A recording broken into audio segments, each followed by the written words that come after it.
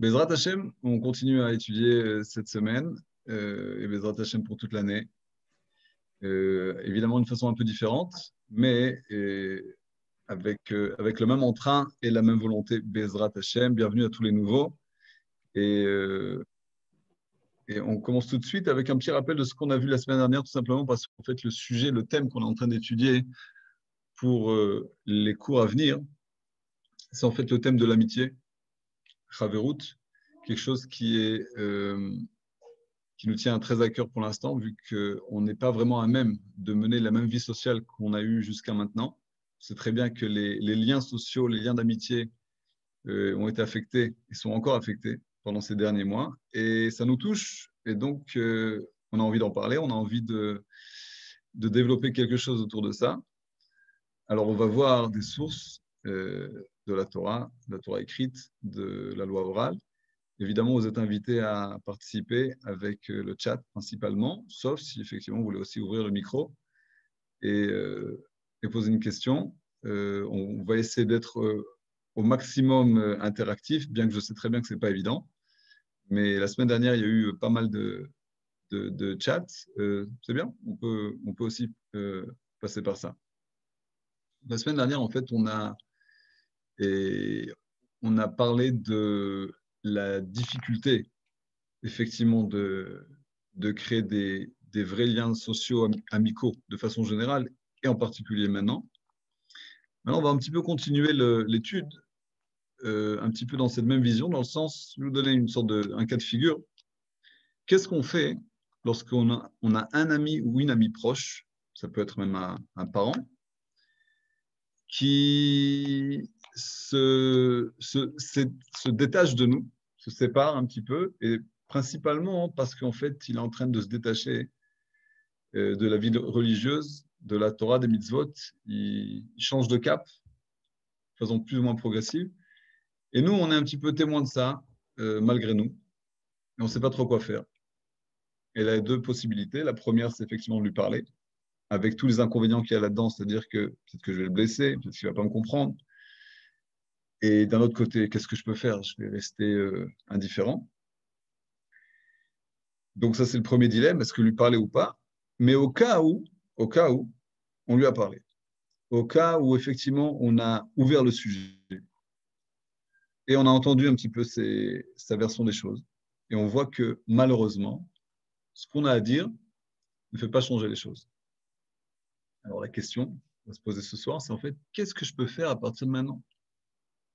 J'ai utilisé mes arguments, j'ai parlé du cœur, et je lui ai dit ce que je pense, et pourquoi c'est important de continuer la vie de l'Aïmouna, et pourquoi c'est important de ne pas s'éloigner d'Hachem, etc., etc. Mais malheureusement, je vois que mes paroles n'ont pas eu d'effet, n'ont pas eu d'impact.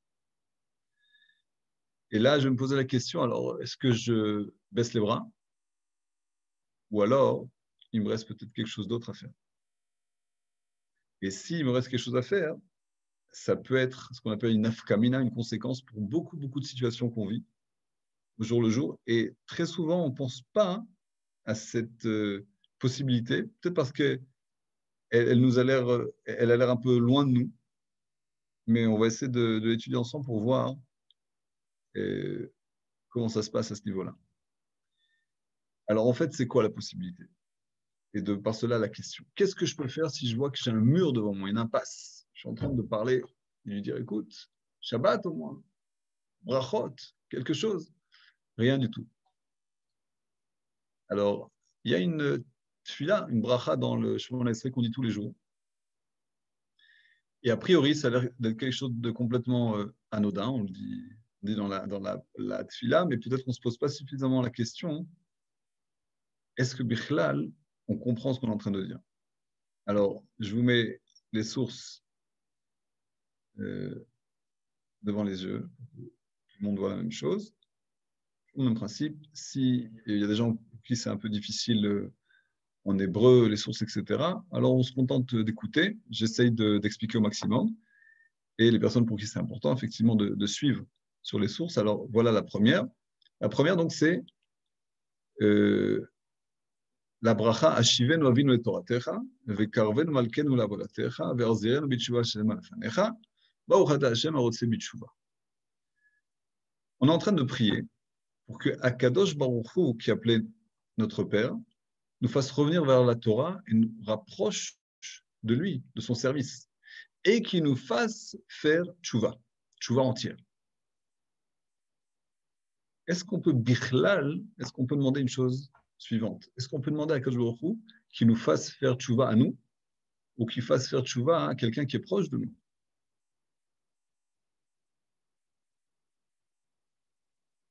Est-ce que c'est une demande qui est juste, qui est vraie, de demander à Hachem de nous faire tchouva? C'est un peu de la gava, c'est un peu dire ben ok, alors moi c'est bon, je sais que j'ai fait tchouva, aide-moi et c'est bon, tranquille. Alors, le début, j'ai compris, mais reviens un petit peu sur la deuxième phrase. J'ai dit qu'en gros, ça veut dire demander de faire tchouva, ça veut dire qu'on sait qu'on va y arriver et qu'on attend juste qu'Hachem nous donne la force. Genre, c'est bon, t'inquiète, tu sais que je vais faire tchouva, j'ai juste besoin que tu me donnes le petit push. Et c'est un peu la Okay. gave. Parce qu'on on le fait 3 fois par jour en plus tous les jours. Ça veut dire que vraiment, alors je suis sûre que je peux faire tchouva. Fait.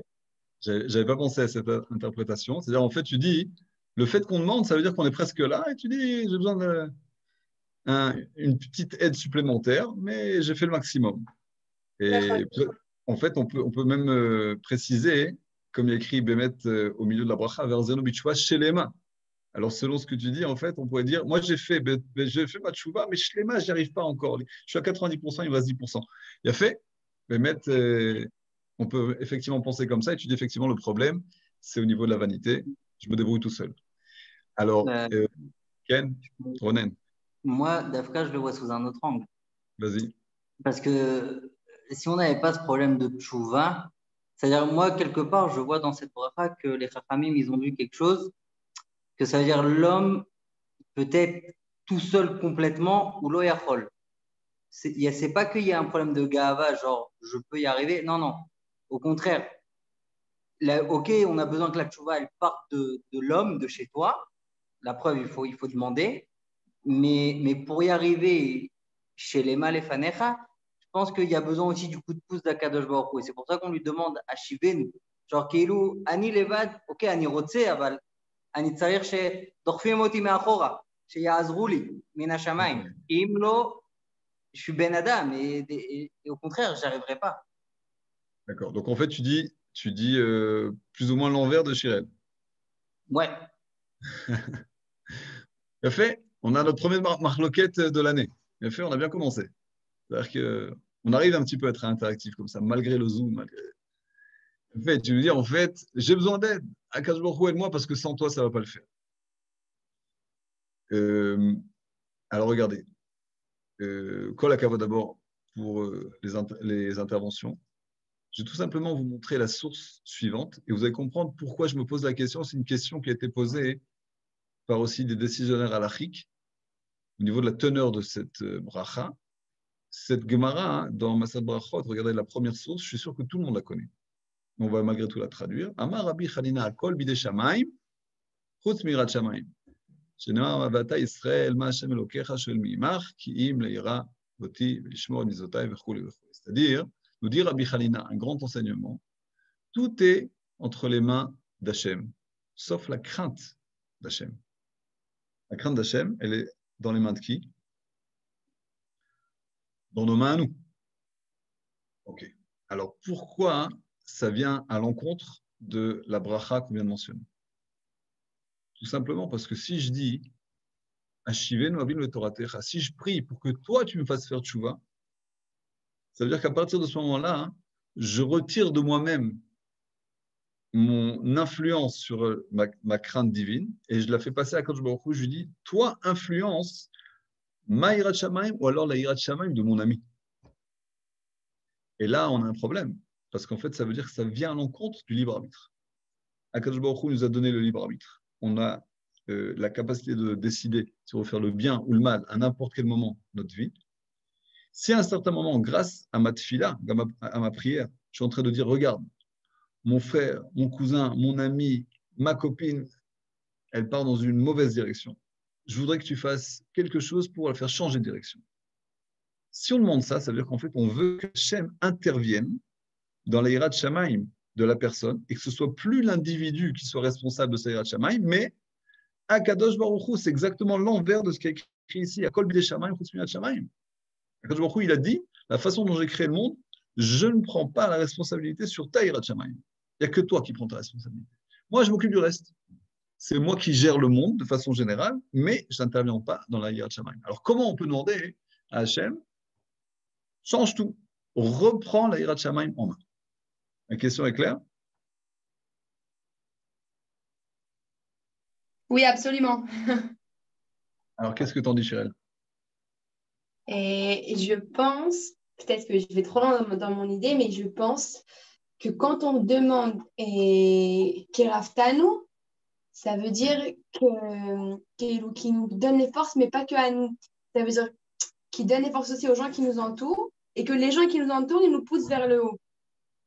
Ça veut dire, dans cette idée-là, que si on parle de Chaverut et tout, on pourrait même dire que peut-être cette bracha, c'est pour avoir une bonne vivre autour de nous.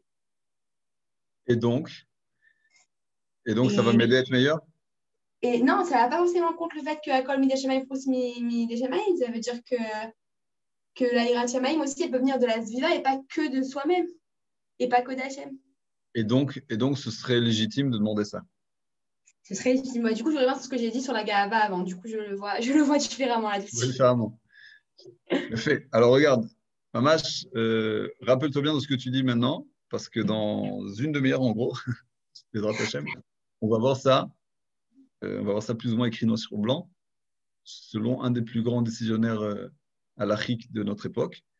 Et on verra ça un peu plus en détail, mais effectivement, c'est une grande possibilité que ce soit une façon de résoudre le problème. Je reviens un petit peu sur ce que Sheryl a dit, c'est-à-dire que peut-être que tout simplement, lorsqu'on demande à Hachem, dans la bracha qu'on dit 3 fois par jour, prends en main la hirat shamayim, ça ne veut pas dire toi directement, influence directement sur le cœur de mon ami. Peut-être que ça veut dire, regarde, fais que les choses autour, elles se passent mieux pour lui, soient plus simples à gérer. Parce qu'en général, si une personne elle s'éloigne d'Hachem, c'est parce qu'il y a des problèmes.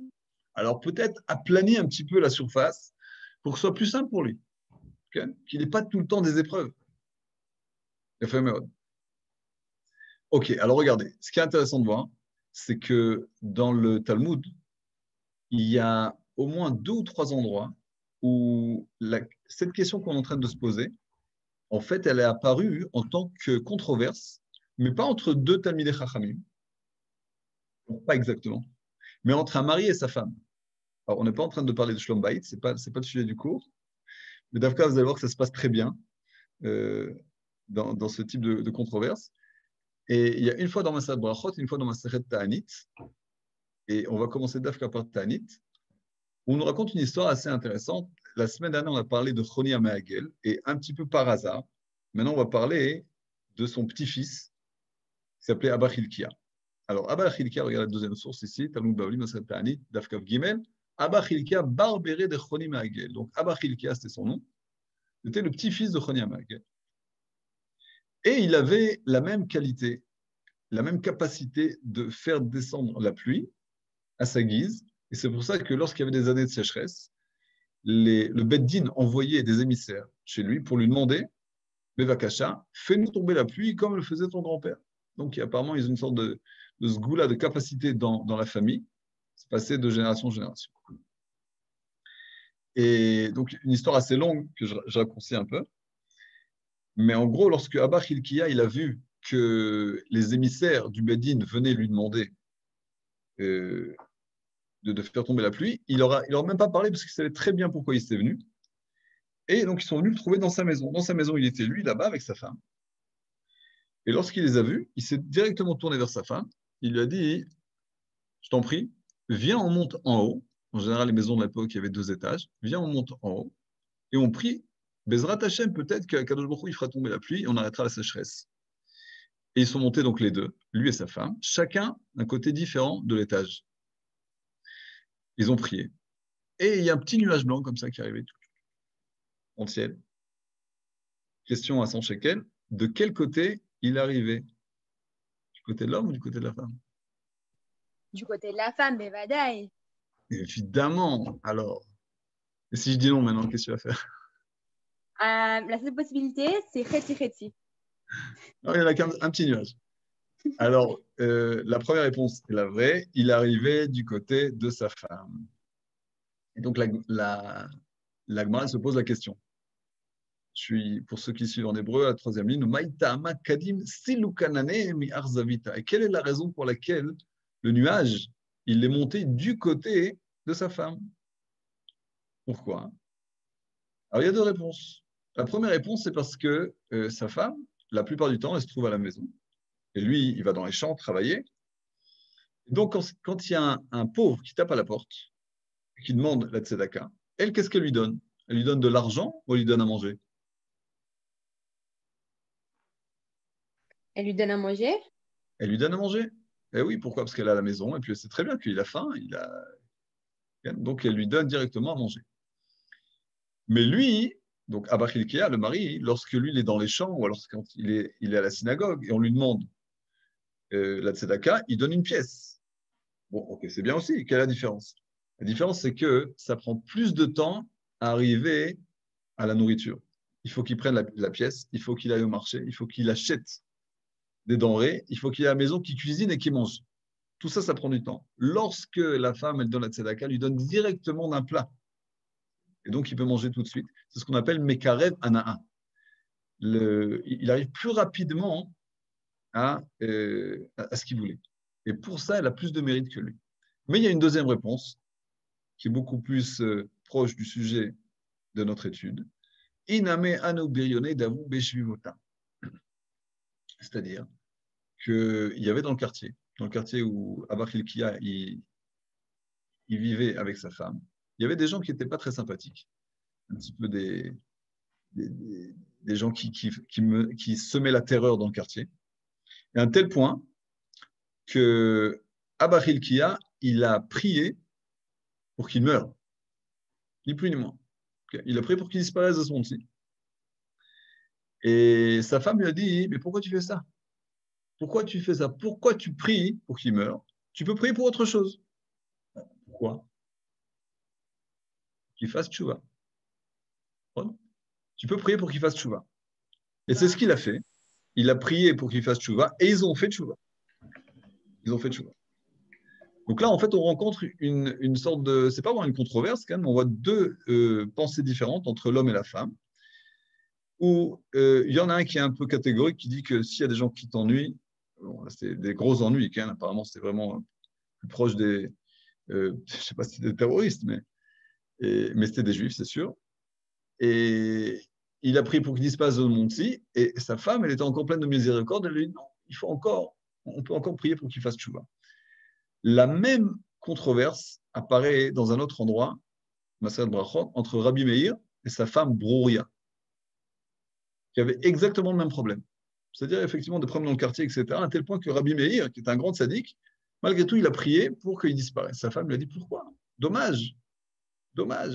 Ils peuvent faire tchouva. Prie pour qu'ils fassent tchouva. Donc c'est intéressant de voir que dans ces deux épisodes, on voit que c'est pas clair, surtout pour l'homme, c'est pas clair qu'on puisse prier pour que quelqu'un fasse tchouva. Il a fallu que quelqu'un d'autre, en l'occurrence la femme, lui enseigne qu'effectivement tu peux prier pour ça et ça marche parce que c'était une sadikim. C'est pas évident. C'est pas évident de penser comme ça que si je prie, ça va influencer le libre arbitre de quelqu'un qui va faire tchouva.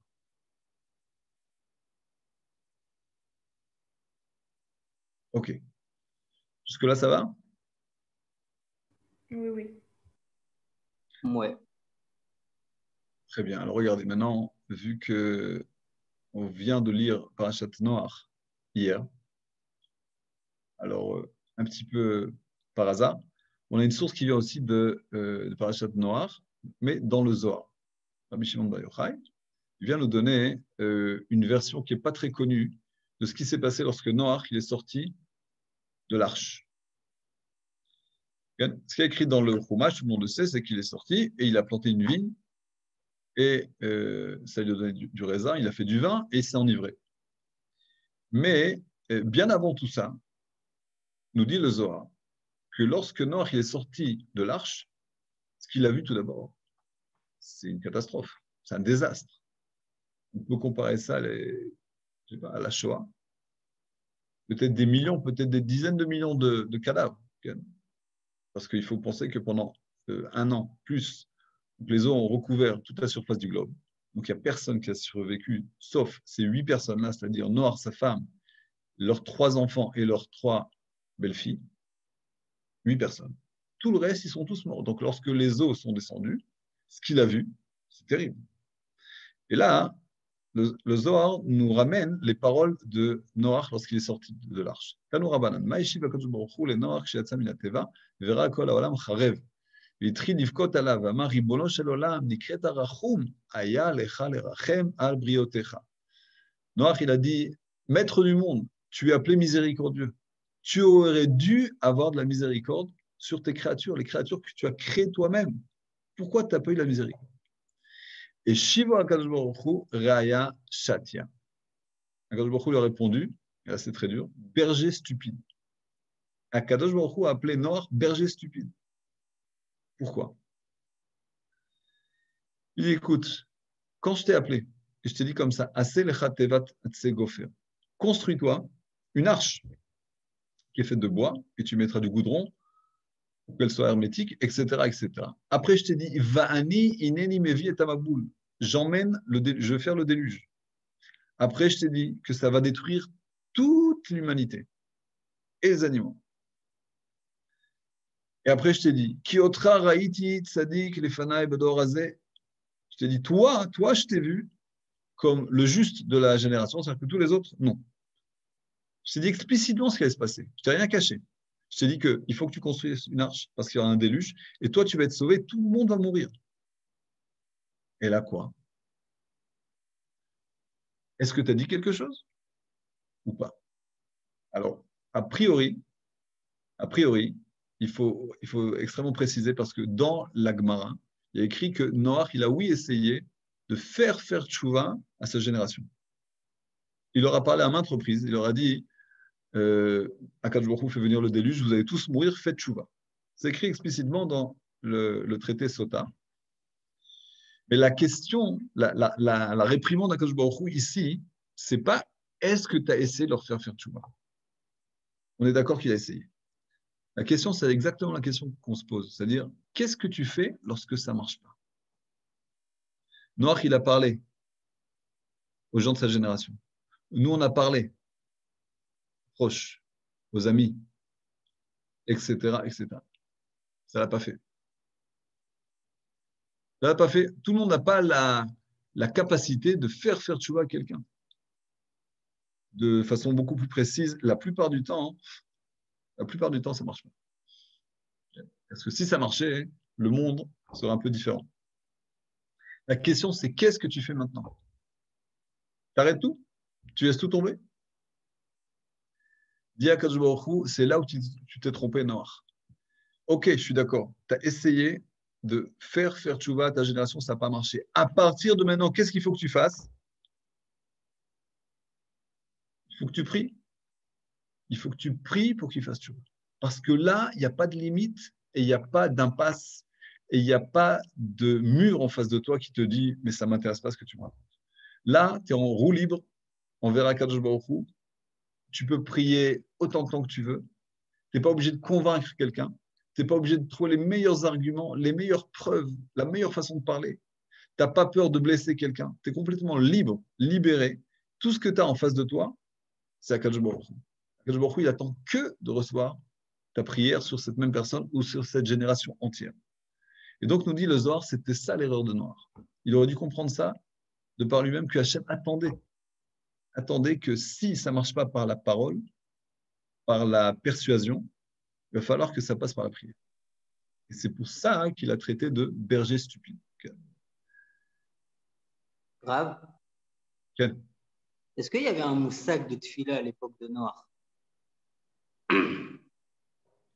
Bien sûr, la tefila, elle a existé tout de suite.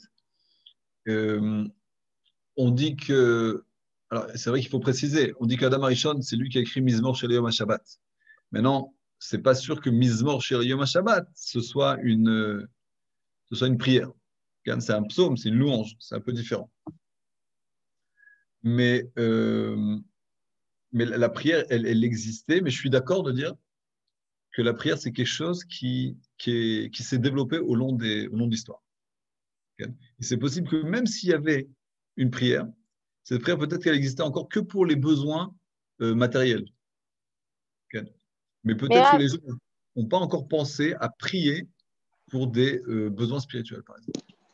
Ken. Il y a quelque chose que je ne comprends pas. Noir, il a essayé de leur faire faire tchouva. À un moment donné, ils l'ont pas écouté, ils l'ont pris pour un fou, etc.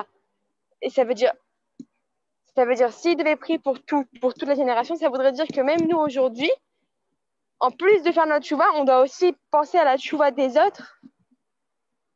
Ben, c'est exactement ce qu'on a dit tout à l'heure, quand on a mentionné la bracha. Quand on dit Ashivenu avinu et toratecha, vekarvenu malkenu lavodatecha, tout ça, c'est pas une expression de rabbim, de collectif. On prie que pas simplement nous, mais toute la génération fasse tchouva. J'ai compris. Mais alors, donc, ça veut dire qu'il n'y a pas une responsabilité sur les autres aussi. Et ça veut dire aussi qu'il n'y a pas de rachat également et qu'on peut toujours l'HPA sur quelqu'un qui est rachat. Très bonne question. On ne peut pas savoir si effectivement il y a un moment où il n'y a plus rien à faire, mais on va dire comme ça, que s'il y a une possibilité comme ça, que quelqu'un soit tellement loin qu'il n'y a plus rien à faire pour lui, c'est très, très, très loin. Et je ne pense pas que toi et moi, on connaisse des personnes comme ça. J'ai compris. Au prochain. Kol Israël Arevim Zelazé, non? Ken, mais c'est général. C'est-à-dire Kol Israël Arevim Zelazé, principalement, c'est dit pour les mitzvot. C'est-à-dire que j'ai la capacité de t'exempter, toi, de ta bracha ou de ta mitzvah. Mais quand on passe à la tefila, il faut qu'on soit encore plus précis parce qu'effectivement, ce n'est pas évident de penser qu'on puisse prier pour quelqu'un. Et en plus de ça, comme nous dit Shirel, ce n'est pas évident de penser qu'on ait aussi la responsabilité de faire ça. Pas simplement la possibilité, mais aussi la responsabilité. Okay. Au bout du compte, si les Chachamim, ils ont institué un noussar de la prière qui est fixe, qui est le même pour tout le monde, pendant des générations, ça veut dire qu'effectivement, ils sont arrivés à la conclusion qu'on peut le faire et on doit le faire. Okay. Donc en fait, si au niveau de Abba Hilkiah et sa femme et au niveau de Rabbi Meir et sa femme, c'était encore le sujet d'une controverse, au long des générations, apparemment, ça s'est clarifié. Et effectivement, ça arrivait à une sorte de conclusion qu'on doit le faire et ça marche. Regardez, pour que ce soit encore plus clair, Rabbi Shimon Bar Yochai, il a ramené les paroles de Rabbi Yehuda Nassi, aussi dans un extrait du Zohar. Il nous dit comme ça, la cinquième source. Amar Rabbi, mitzvah lo le'adam litpalel al reshaim, kedei sheyachzeru lemutav, velo yikansu legehinam. Dirti, va'ani bechalotam levushi sak, v'amar Rabbi, asur lo le'adam litpalel al reshaim, sheyistalku min ha'olam. Alors regardez, tout ce qu'on a posé comme question tout à l'heure, qui étaient encore des choses qu'on devait élucider, éclaircir, maintenant, dans le Zohar, c'est déjà devenu une halakha. Et tout simplement, l'auteur de la Mishnah, qui est Rabbi Yehuda Nassi, qui est appelé Rabbi, lui, il vient en fait trancher et nous dire deux choses. Une mitzvah et un interdit. La mitzvah, c'est quoi? Mitzvah lo le'adam litpalel al reshaim. Tu as une mitzvah. Pas simplement tu te poses la question, est-ce que c'est possible, est-ce que ça marche? Tu as une mitzvah de prier pour les mauvais, pour qu'ils fassent tchouva. Et qu'ils n'arrivent pas au Gehinnom. Donc en fait, ça veut dire qu'à chaque fois où on rencontre une impasse, où on rencontre quelqu'un qui n'écoute pas nos paroles, on essaie de lui parler de la beauté du Shabbat, de la beauté de la Torah, à quel point c'est important de faire les mitzvot. Et ça ne passe pas. Pourquoi? Parce que les gens, ils accumulent au long des années des paravents qui empêchent nos paroles de parvenir jusqu'à leur cœur. Alors, qu'est-ce qu'on peut faire? Alors, on passe à la tefila. Et là, ça devient une mitzvah pour toi de prier pour lui, de penser à lui et de l'inclure dans ta tefila. D'où est-ce qu'on apprend ça? David Ameler. David Ameler nous dit dans Teili, Vani bechalotam levushisak. Nous disent les commentateurs de qui il parle. David Ameler, lorsqu'il voyait ses ennemis qui étaient malades, qui étaient en détresse, qui étaient en souffrance, Lui, il priait pour eux à un tel point qu'il s'habillait avec une sorte de sac de patates, comme ça, comme ils disaient à l'époque, et il jeûnait pendant une journée entière, et pendant toute la journée, il priait pour leur salut, pour ses ennemis. Incroyable. Pas les ennemis goïm, les ennemis juifs. Il avait pas mal de gens qui ne savaient pas l'apprécier à sa juste valeur. Malgré tout, lui, il les respectait. Et il priait pour eux. Mais Arav, Alvaï, on est le niveau de David Ameller, mais ce n'est pas le cas. Comment c'est que notre fille, nous, notre petite fille de petit shoot, elle peut avoir ne serait-ce qu'un mini impact sur quelqu'un. On n'a pas le niveau de David Ameller, mais Alvaï. Je l'attendais, cette question, déjà depuis une demi-heure. Il faut un peu de temps pour se connecter. Non, tout va bien. Alors évidemment, c'est-à-dire qu'on est en train d'emmener des sources où on parle de très grandes sadikim, de Rabbi Meir, et de Rabbi Udanassi, et de David Ameller. Et je dis, moi, avec ma petite fille là, alors là, il faut faire très attention. Et chacun a le niveau qu'il a. Ok ? Chacun a la capacité d'influencer ou d'agir avec cette fille-là selon ses mérites, selon sa capacité morale, c'est sûr. Mais il y a un interdit des sages de négliger notre tfila. Ça, c'est dit envers chacun d'entre nous. C'est interdit pour toi de penser que ta tfila, elle n'a pas d'influence, elle n'a pas d'impact. C'est que chaque pierre est importante à l'édifice. Complètement. C'est pour ça que l'Agma nous dit que les gens, quand ils se rapportent à la tfila, en fait, ils n'arrivent pas à percevoir quel est l'impact de la tfila. Mais l'Agma ne veut pas dire, tu ne sais pas c'est quoi l'impact de la tfila des grandes sadikim. Non, ça, d'après, on sait. On connaît les miracles qu'il peut faire, etc. On sait que Chonia Magel, il faisait tomber la pluie. On sait que Baba Saleh, il guérissait les gens. On ne parle pas de ça, on parle de toi, ta tfila, à toi. Tu ne sais pas quel impact elle a. C'est pour ça qu'en fait, toi, tu diminues l'influence de ta tfila parce que tu n'y crois pas. Il faut que tu saches qu'il n'y a pas de tfila qui revient vide. Quand on voit la tfila vers Akadosh Baruch Hu, il la reçoit. Qu'est-ce qu'il va en faire avec? On ne sait pas exactement. Combien de temps ça va prendre pour arriver à ce qu'on voudrait? On ne sait pas. Et à un certain niveau, ce n'est pas ça le sujet. Le principal, c'est de comprendre que la tfila, elle est extrêmement importante et elle agit. Surtout par le fait que tu tournes vers Hachem. Pas simplement par tes mérites, mais parce que tu tournes vers Hachem et tu dis, toi, Hachem, il n'y a que toi qui peux m'aider. C'est ça le principal. À un tel point que, aussi bien pour la tfila que pour ce qu'on appelle la bitachon, confiance en Hachem, le Ramban, Nachmanide, il dit que la plus grosse erreur que les gens pensent, c'est que de penser que je ne peux pas me tourner vers Hachem parce que je n'ai pas assez de mérite. Je ne peux pas me tourner vers Hachem parce que je ne suis pas un grand sadique, je ne suis pas une grande sadika. Il dit c'est la plus grande erreur parce qu'il dit comme ça, Muftachni, j'ai une garantie. J'ai reçu une massorette, j'ai reçu une tradition de mes maîtres, et mes maîtres, ils ont reçu de leurs maîtres. Apparemment, ça revient jusqu'à Moshe Rabbeinu, que si une personne, elle met toute sa confiance en Hachem à 100%, si une personne se tourne vers Hachem au niveau de cette fila à 100%, il faut savoir que les mérites à ce moment-là n'ont plus aucune importance.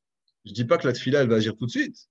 Elle va agir exactement comme je voulais, ça je ne dis pas. Mais je dis qu'au niveau d'Hachem, il peut outrepasser le manque de mérite parce qu'en fait, tu t'es tourné vers lui, tu as dit, je suis tout à fait conscient, il n'y a que toi qui peux m'aider. Sam et bitrono bekut shabrich.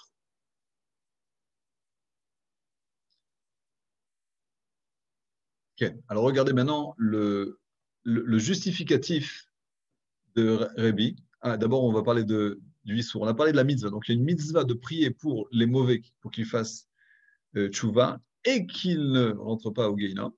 On a pris ça de David Amer. Mais il y a aussi un interdit. Vama Rabbi Asur lo l'adam leitpalel al reshem sheistaku min haolam. C'est interdit de prier que les mauvais meurent, disparaissent de ce monde-ci. C'est un interdit. Et d'où est-ce qu'on apprend ça? On apprend ça de Terach. Chez Ilmale Silko Kuchabrich ou le Terach mina olam, Kshaya Oved Avodazara, Lo ba Avram Avinu la olam. Si Akadosh Baruch Hu, il avait pris Terach c'est le père d'Abraham, s'il avait fait disparaître de ce monde-ci avant qu'il mette au monde Abraham, où est-ce qu'on serait nous aujourd'hui? Je ne suis pas en train de faire un zoom au CNEF. Parce qu'on est tous des descendants d'Abraham. Donc, Akadosh Baruch Hu, il a eu la miséricorde de ne pas faire mourir Térar, qui est un idolâtre, avant qu'il fasse naître Abraham. Et donc, de par ce mérite-là, hein, de par cette chose-là, Abraham, il est né et donc il a donné suite à Israël. Donc, ça veut dire qu'apprendre par là que dans chaque rachat, dans chaque mauvais, il y a encore des générations et des générations futures qui sont appelées à sortir de lui, et de ses enfants et de ses petits-enfants. Et donc, tu ne sais pas tout le bien qui peut sortir de cette personne. Donc, la seule tefila que tu as à faire, c'est qu'il fasse tchouva et non pas qu'il disparaisse. Et c'est une mitzvah. Alors maintenant, regardez, quand on a posé la première question, je nous ramène en arrière la première question qu'on a posée au début du cours. On a dit comme ça. Quand on dit « Ashivenu avinu toratecha », fais-nous faire tchouva, ramène-nous vers toi, Kadosh Baruch Hu, ça s'oppose a priori avec le principe qui est connu de tous, tout est entre les mains d'Hachem, en dehors de la crainte d'Hachem. C'est-à-dire, en fait, le libre arbitre, il n'appartient qu'à toi, et personne ne peut te le prendre. Alors, comment c'est possible que moi, je prie pour quelqu'un, pour changer son libre arbitre? On revient à la même question. Donc, on a vu qu'effectivement, dans le Zohar, c'est clair qu'il faut le faire, c'est une mitzvah, mais on n'arrive pas à comprendre comment ça marche. Parce que je suis encore en train de changer le libre arbitre de quelqu'un. Alors, la réponse de deux grands décisionnaires halachiques, le premier s'appelle Rabbi Moshe Feinstein, qui habitait aux États-Unis et qui est décédé il y a plusieurs dizaines d'années.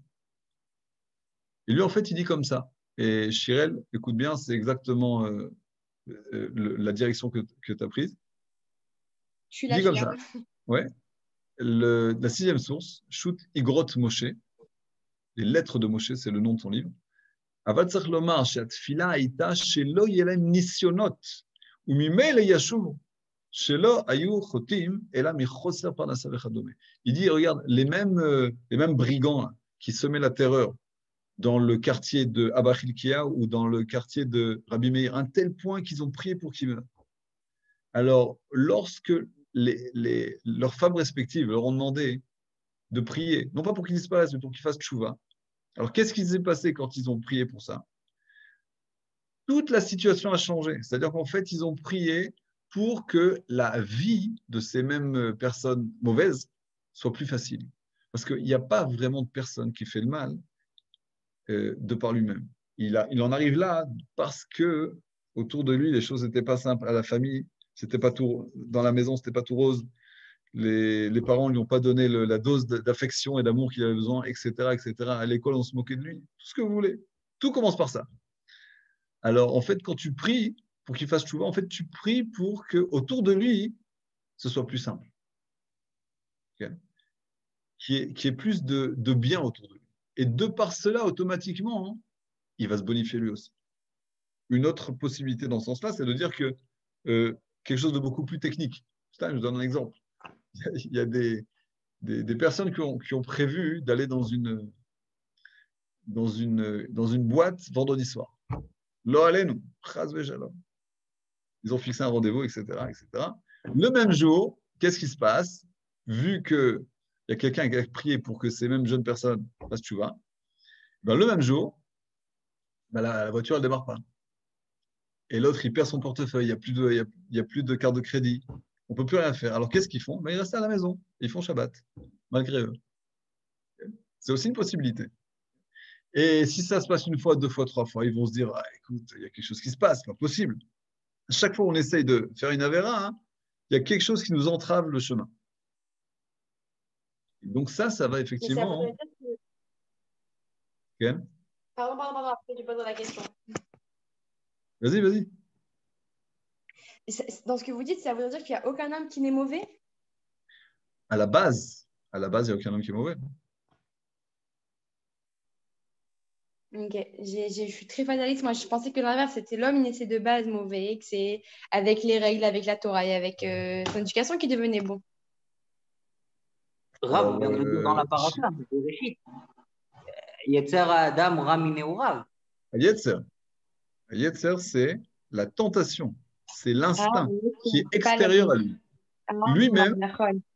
Ronen, Elohim asa et Adam yashar, vem bikshu lasot cheshbonot rabim. Nous dit Shlomo HaMelech dans Kohelet, Akadosh Baruch Hu, il a fait l'homme droit, yashar.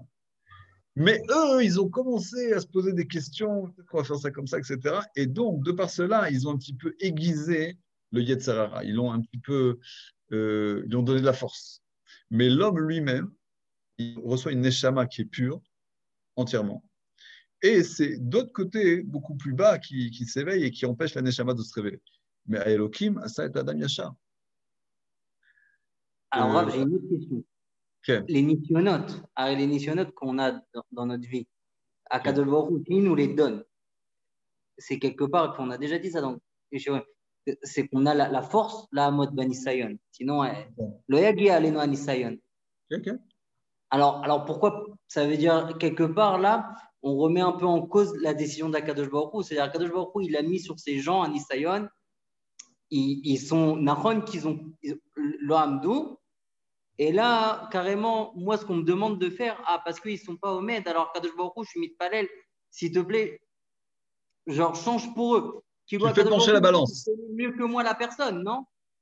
Quelqu'un, je suis d'accord avec toi, c'est exactement la question. C'est-à-dire, comment toi, tu te permets de pencher la balance? Arrête, toute l'histoire, là, toute la question, c'est entre Akadosh Baruch Hu et cette même personne. Pourquoi toi, tu interviens et tu dis, attends, je vais l'aider? Mais attends, c'est sa Nisayon, c'est son épreuve, tout à fait. Mais qu'est-ce qu'on peut faire? Qu'effectivement, les sages, ils sont arrivés à la décision qu'effectivement, on peut le faire et on doit le faire. Et ça ne va pas à l'encontre du principe de tout est entre les mains d'Hachem sauf la crainte d'Hachem. Pourquoi? Parce que tu n'interviens pas directement, selon la première explication qu'on est en train de donner, tu n'interviens pas directement dans la crainte divine de la personne. Tu n'es pas en train de lui rajouter quelque chose. Tu es juste en train de prier pour que la voiture, elle ne démarre pas pour vendredi soir. Tu es en train de prier pour que lorsqu'il va aller à l'université, il tombe que sur des gens bien. C'est différent. C'est complètement détourné. Tu es en train en fait d'influencer ce qu'on appelle en hébreu la zviva, le contexte extérieur. Tu n'es pas en train de rentrer dans sa tête et dans son cœur et dire moi je fais pencher la balance. Non, ça, selon le Rav Moshe Feinstein, c'est un problème. Tu ne peux pas le faire. Regarde, il y a le Zera Shimshon, il dit quelque chose de très intéressant dans ce domaine-là. En fait, lui il donne sur ce drachat de Bereshit. Et il explique tout ça en expliquant que la mémoire de la Gemara, que Nakadosh Baruch Hu mesameach bemapalatam shel reshaim. De la même façon qu'Akadosh Baruch Hu ne se réjouit pas de voir un rachat qui tombe, alors de la même façon, toi, tu dois faire en sorte que le rachat ne tombe pas. Et comment tu dois faire en sorte qu'il ne tombe pas? Par le fait que tu vas prier pour l'agbir sa tchouva.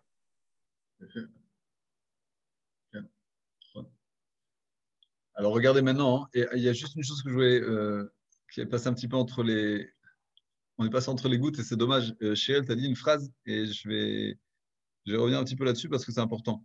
J'ai dit que l'homme, il est créé juste et droit et c'est en fait la vie et les épreuves qui font qu'il se détériore, mais sa neshama, elle est pure. Le problème, c'est que c'est effectivement les gens qui ont grandi en France, comme nous, ils ont tendance à penser l'inverse. C'est pas une coïncidence, c'est parce qu'en fait, tout le système catholique et laïque de l'éducation, il est basé là-dessus. Qu'effectivement, l'homme, il est né dans la faute, dans le péché, et c'est par un effort d'éducation qu'il va se bonifier. Mais lui-même, il est mauvais. Donc, on voit que c'est exactement un antagonisme, c'est à l'opposé.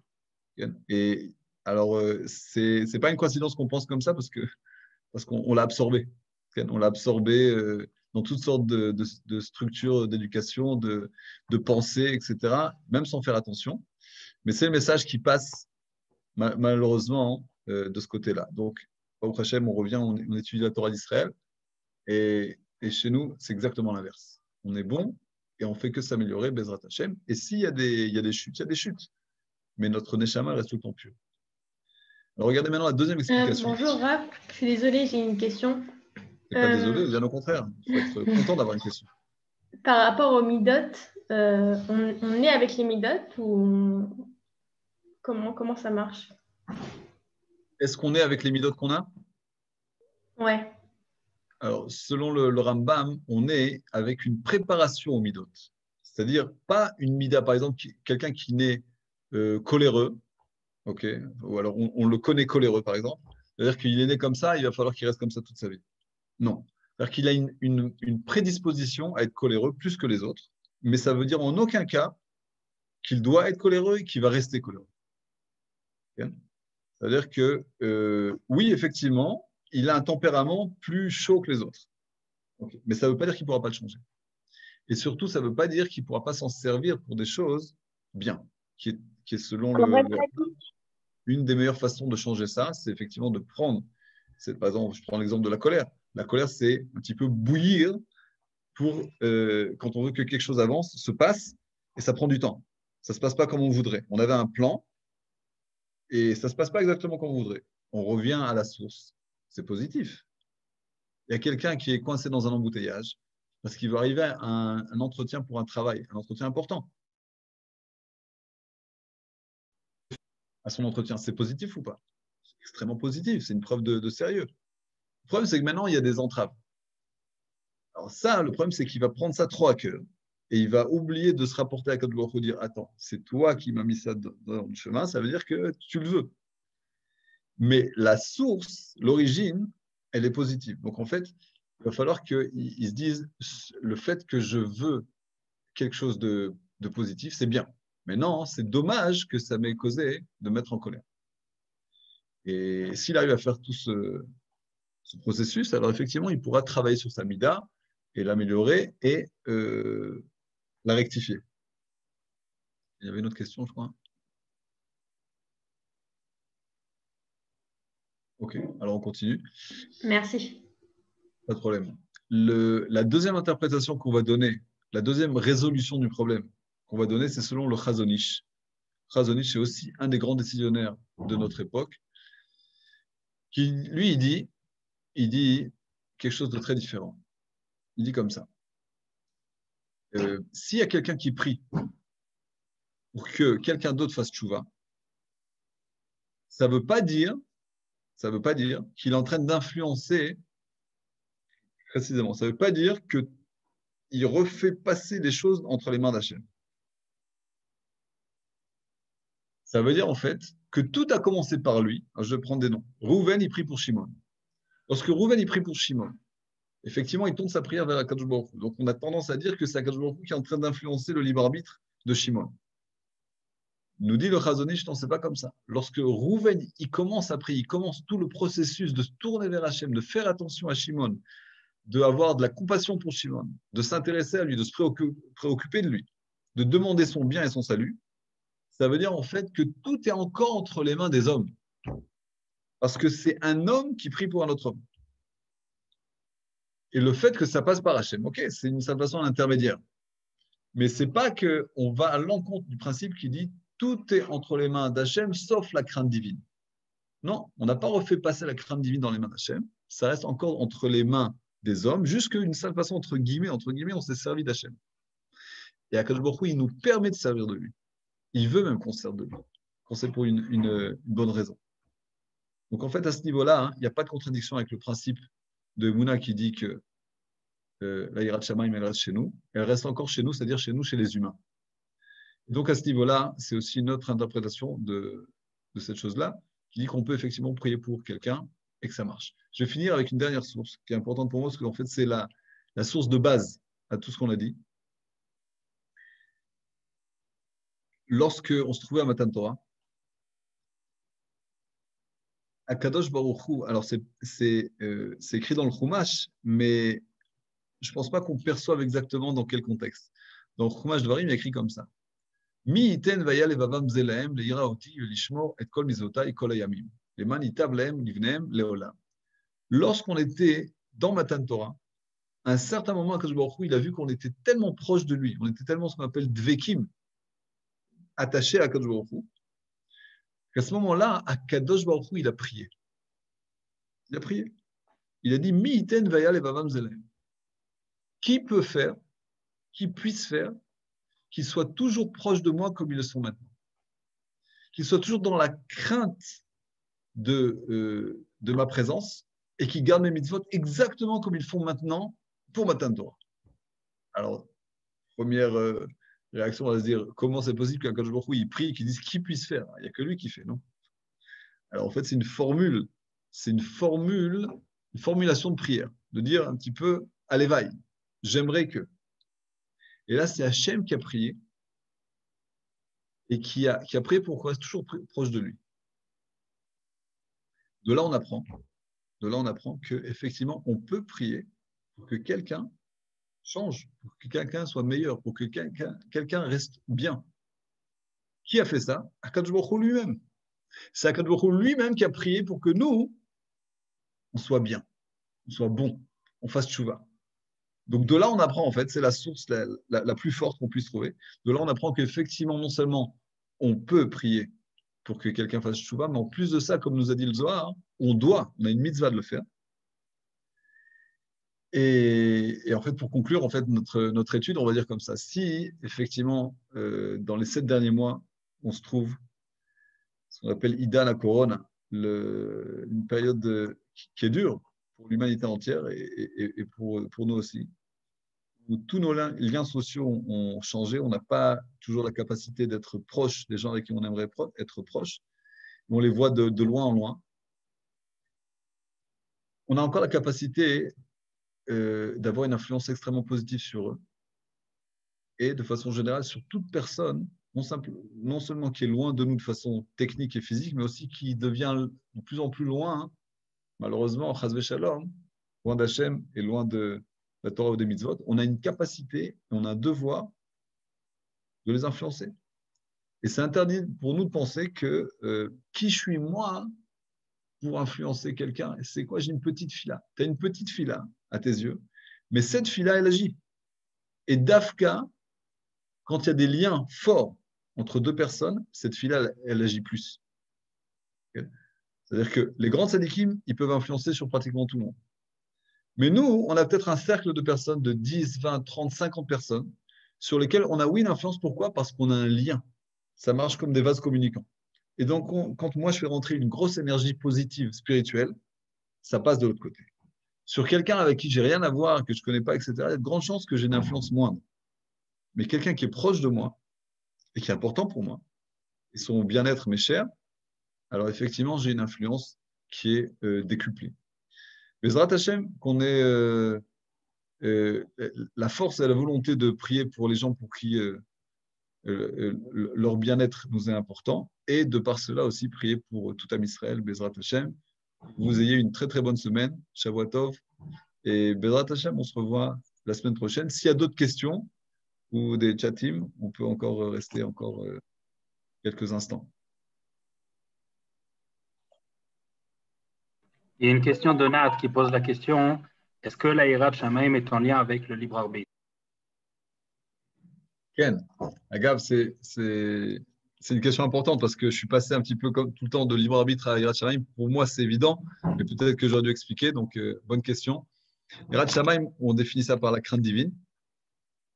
Et effectivement, la crainte divine, c'est entièrement le résultat du libre arbitre. C'est-à-dire que lorsque j'essaye au jour le jour de choisir le bien et de repousser le mal, et c'est des dizaines de fois par jour que je fais ça, pratiquement toute question, tout dilemme que j'ai toujours le choix entre faire le bien ou le mal. Alors, plus je m'efforce à faire ça, plus je suis en train de construire ma Hirat Shamayim. Plus j'arrive à faire le bien et repousser le mal, alors je construis, je renforce ma Hirat Shamayim. Donc là aussi, ça dépend de moi.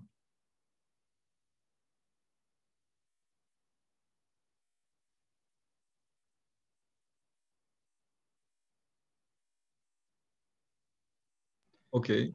Toda Rava. Bevakasha, bevakasha. Shavua Tov. Shavua Tov. Merci beaucoup, Aaron. Merci beaucoup. Merci. Simcha.